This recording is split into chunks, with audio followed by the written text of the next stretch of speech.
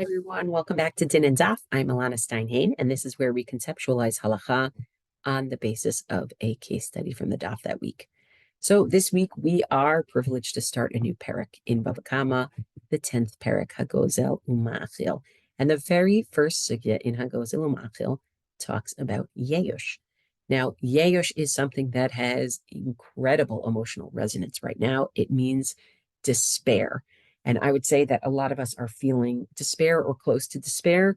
And one of the things that I hope is that in the merit of learning about yaush in a financial sense, which within halakha, we will gain some resilience in a spiritual sense, be'ezrat Hashem, and we will see better and brighter days. And here, B'serot Tovot.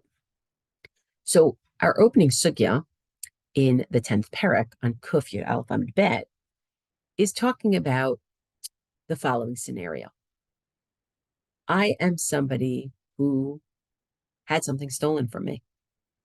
And maybe it was stolen in a place that is such a busy thoroughfare and the object is so nondescript that I just never expect to get it back. Or maybe it's just been out of my hands for so long, I just don't really expect for it to return. So I experience an actual halakhic status called yaush, of I despair from getting it back. And the question is, in halakha, what is the impact of yaush on my relationship as the owner with the object? And the reason why I think this is an interesting question is because it speaks to our relationship with our possessions as being not just about whether something is on my property, not just whether something is legally in my portfolio, but also what is my psychological, mental, emotional attachment to it? Do I still think of it as mine? Do I still think of it as something that I'm going to see, something that I'm going to get? And that's really the question of yaush. And I would say the idea that my ownership might become attenuated over an object that was stolen from me because I have yaush is actually a pretty bold idea, right? You know, the idea of yaush actually comes from Aveda. It comes from the world of lost objects. And God willing, when we're learning Bava Metzia, we'll get to learn about Aveda and yaush in that context. But in that context, I understand it a little bit better, meaning I lost something. I don't think I'm ever getting it back. Somebody who picks it up, they don't have to come find me and give it back to me. I've already kind of made my peace with it. Now, there's also something called yaush midat, but we're not going to deal with that right now. God willing, we'll get to it, right? But in a case of gezel, in a case where somebody stole from me, should the fact that I despair from getting it back relinquish any of my rights to it, any of my ownership to it? It's kind of a big question. And I think today what we're going to see is that there is a machlok, there is a possibility that there are those who think, yes, that it actually does in some way relinquish your rights to the object to the extent that the gazlanit or the gazlan, when they're paying back, they don't have to actually return the object. Even though the Torah says, V'yishivet gzela, they have to return the actual gzela, asher gazal, that they stole, right? And yet, if we say that yaush like gives them some ownership over it, they only have to return money. They don't have to return the original object. That's not how we paskin, but it is interesting to see it theoretically, see it held actually by some in the Gemara, and we're going to see it in a minute. But even if we say that yaush does not effectuate like my loss of the object in a serious way, or really more the kinyan of the object by the person who stole it, again, so that they'd have to pay me money back and not the object itself. They never have a kinyan on it, so they never have to pay me anything. That would be way too far, right? But even if yaush is not fully kona on its own, does it do anything? Does it change the nature of my relationship to the object at all? And that's something that we're going to see. So there's somewhat of a spectrum. So I'm going to start by taking us back to a Gemara that you learned earlier in your learning of Bava Kamma on Samech Vav Amud Aleph, which actually starts by taking for granted that yaush is kona, that yaush, even in a case of gzela, can actually give someone ownership over an object. right? But it doesn't end that way, but that is the way that it starts. So let's take a look. Oh, this is way too small. I can't do this. It's too small. All right, we're going to do what we can here. Yeush, right? Despairing from getting an object back. Amri Rabbana Dinikne, the rabbis think that it is koneh, meaning it does effectuate a kinyan for the gazlanit or for the gazlan, to the effect that they do not have to give you the object back. They can just give you the monetary equivalent. Mihu lo yadinan idoraita idorabanan, but we do not know whether it effectuates this kinyan on a biblical level or on a rabbinic level. What do we mean? Oraita, if it effectuates a kinyan on a biblical level, miti dehava motze aveda. It means it's following the same pattern as the way we use yeush when it comes to lost property. Namely, motze aveda, when somebody finds an aveda, somebody finds a lost object, lav keva de biyayish maramina mekame tetetiliade kanile. Isn't it the case that when somebody finds a lost object, if the owner of that object has had yeush from hoping to get it back, right, before the finder gets it, don't we say that the finder, finders keepers in that kind of thing, right? If I find a dollar bill that has no distinguishing marks in the middle of Penn Station, in the middle of, Navon Station in Yerushalayim, I'm not going to return it to anybody. It's mine, right? So that's an example where Yeosh is clearly koneh, right? So therefore, maybe Hainami, maybe in the case of a Gazlan, also Kevin the Mara, once the original owner has Yeosh from getting it back, Kanile, the Gazlan or the Gazlanit has acquired it, meaning they'll only have to pay back money and they won't have to give the object back. Oh, Makani, it seems like that's a kinyan. That would mean that it effectuates kinyan deoraita. Odilma, or maybe lodamia laveda, maybe it should be compared to a case of lost property, because aveda hu dechi ataliyade behetera ataliyade. In case of an aveda, in case of a lost object, the finder didn't do anything wrong, right? It came to the finder's hand through complete hector, through complete permissible action. Aval hai, but this case with a gezel situation, kevan to be isura taliyade, because it comes to their hand through Isser, through stealing, then how could you say that it effectuates a kinyan deraita? Come on. But maybe it effectuates a kinyan derabanan, midirabananu. Rabbinically, it should effectuate a kinyan. Why? The Amar Rabbanan nikne, mipnei takanata shadin. The rabbis would say it should effectuate a kinyan. Why? For the purpose of getting people to be willing to do tshuva and admit that they stole things. Meaning, imagine the scenario. Somebody steals, they've had something for 5 years. The original owner has, never expects to get it back. And then somebody's willing to admit, I stole. We say, okay, now you have to give the object back. And they're like, but I've lived with this object for 5 years and I really want to keep it. Da, da, da, da, da. Nobody's ever going to admit it if you're going to make them give the object back. But if you say to them, give the monetary equivalent and you can keep the object, that's something else. Maybe they will be willing to admit that they stole, right? So that's a second option. And then Rav Yosef gives a third option. Rav Yosef says, come on, don't be ridiculous. Rav Yosef Amar, Yeush eino koneh, afilu v'afilu midra. No, Yeush on its own does not effectuate kinyan. It does not give the Gazlan or the Gazlanit a kinyan on this object, even rabbinically. No way. And it seems like the Rambam paskins this way, and the Shulchan Aruch paskins this way, and for good reason. Come on, the Torah says, gazal.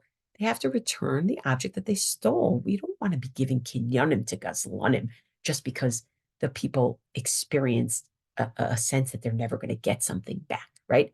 However, we should note parenthetically that Yeush plus Shinui Reshut, for example, meaning Yeush plus, the thief giving the object to a third party, that actually does create a kinyan for that third party.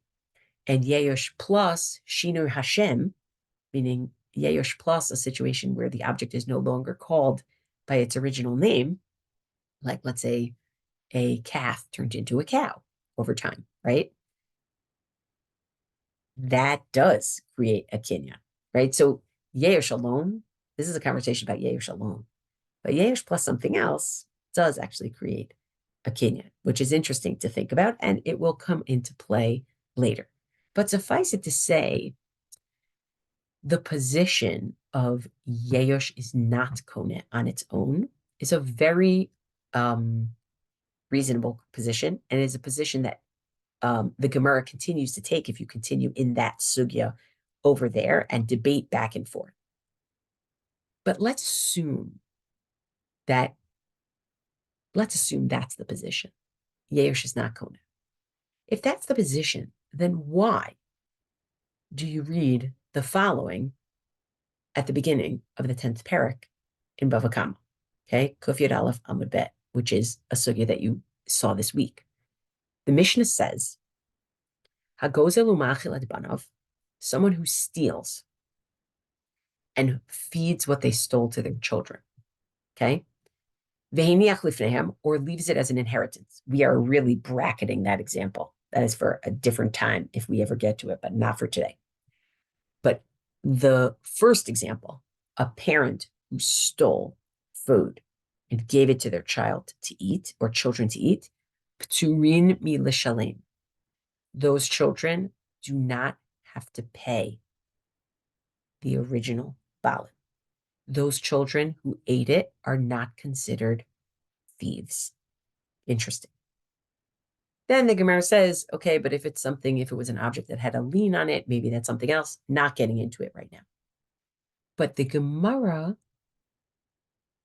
is trying to figure out, why is it that this third party that ate is not considered a thief, right? This is theft, meaning the item was stolen. And so the Gemara starts like this. Amar Rav Chisda. Rav Chisda says, a different case. Gazal velonit yashu habalim. Let's say someone stole, right? Person A stole, and the balim, the original owners, have not had yeush. Okay. By the way, Mishnah said nothing about yeush. The Gemara is bringing in yeush, right? There's been no yeush. Uva acher va'achalo mimenu, and a third party, person B, came and ate the stolen item. Ratzami zegove. The balim can say, hey, person A, I want you to pay me back for the gzela, or they can go to person B.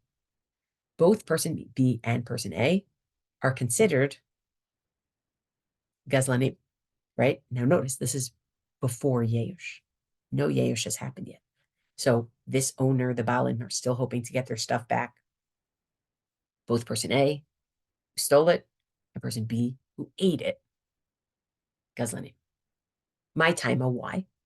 Kol kamat lo nityashu habalim, so long as the balim did not have yeush, that they think they're never going to get it back, birshute de marekai, it is considered as though the object is in its owner's possession, which means when you eat it without permission, even though you're eating it in a thief's house, you're a gazlan too, right?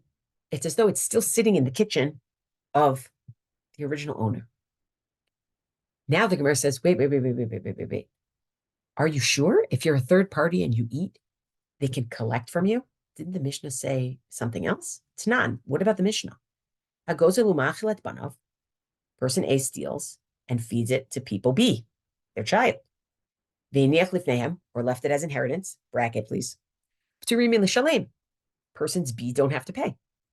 Rav Chisda just said person B does have to pay the person who ate it, or the balim can ask them to pay. Here you're saying persons B do not have to pay the people who just ate it. So you have to the Rav Chisda. It seems like you're undermining Rav Chisda. Rav Chisda would say, no. Kitanya hahi la'achar yeush. The Mishnah is talking about a case of post yeush. So let's get this straight.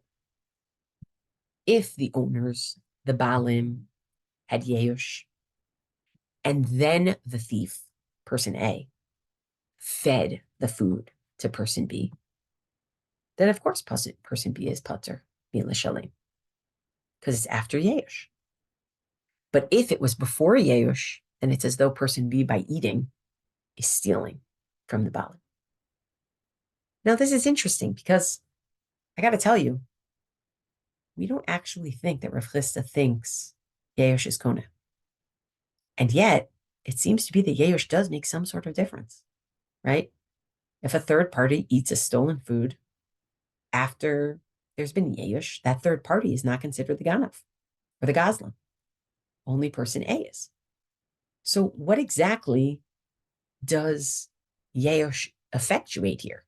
If it doesn't effectuate a full kinyan on the part of the gazlan, but it does seem to effectuate some sense that person B is no longer stealing from the baal, right?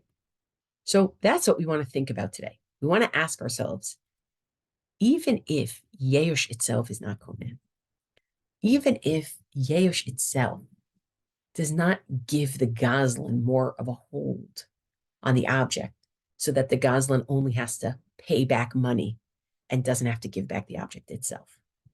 And yet, yaush still may do something to attenuate the owner's connection to the object to the extent that a third party who would eat the stolen object after yaush is not considered a gazlan, right? So it doesn't go as far as allowing the gazlan to be kona it and only have to pay money, but it does go as far as making someone who eats it as a third party not considered a gazlan. So there's something going on there.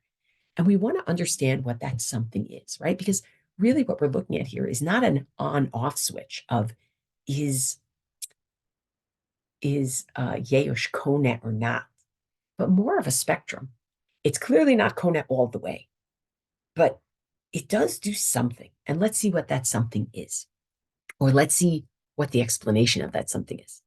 So the Or Sameach, living in the 19th century and early 20th, in his explanation where the Rambam brings down this halakha, that a third party who eats after yaush is not considered gazlanim, is trying to understand, like, why yaush is not kona. Why should yaush make a difference? We say that it's like either it's still in the reshut of the balim, and therefore everyone's a gazlan here. Person A is a gazlan, the person who ate it, person B is a gazlan, right? So he comes up with a really interesting suggestion. And I was very excited about the suggestion because it's actually references a Gemara that I'm like about to learn in Chulin in a few dafim. So I was like excited about that. So he says, "V'ulai ta'ama de la'achar yeush im achlo." Maybe the reason is that after yeush, if somebody eats it, meaning a third party, they don't have to pay, is because dahave kimamon she'en lo tovin. Maybe the object becomes like possessions that have no claimants, no one to claim them. Dehamazik putter, someone who damages possessions that have no one to claim them is exempt from pay. Ukemo she'amru gabe matnot kahuna, right? Like we say regarding the gifts that are given to Kohanim. So let's take a zoom out for a second. The Gemara in Chulin on Kuf Lamed Amud Bet talks about a case where some knave, has been stealing matnot kahuna and eating them for a long time, right? Now, obviously, we can't be talking about truma. We can't be talking about things that they're not allowed to eat. But they've been. The question is, well, can they be brought to court to compensate? Not really, because no Kohen can say, that's my matnot kahuna. The people who, or those are my matnot kahuna, those are my priestly gifts, because the people who gave them can say, actually, I wanted to give them to someone else, right? No single Kohen has a lock on any given matana for Kohan, because the owners get to choose who to give it to. So that those matnot kahuna become mamon she'en lahem tovin. It's money that has no particular claimant. There's no one who can claim this is mine, and therefore you can't force the gazlan to compensate. Kind of wild. And so the Or Sameach is trying to use this for our case of Yeush. He's saying, well, maybe once a person despairs of getting something back, they're clearly no longer a claimant, right? Because they're not claiming it anymore. And maybe that makes it like mammon that has no claimants. Here, not because necessarily, I mean, maybe it's because it's trying to say like no one owns it. It also might be trying to say because nobody is actively claiming it, right? So he says, Kain hacha, likewise here, levater yeush dahabalim, right? After the despair of the owners, kvar nityaesh v'nafik mirashut mare, it's maybe it has left the reshut of its owner, and it's like possessions that have no claimants, right?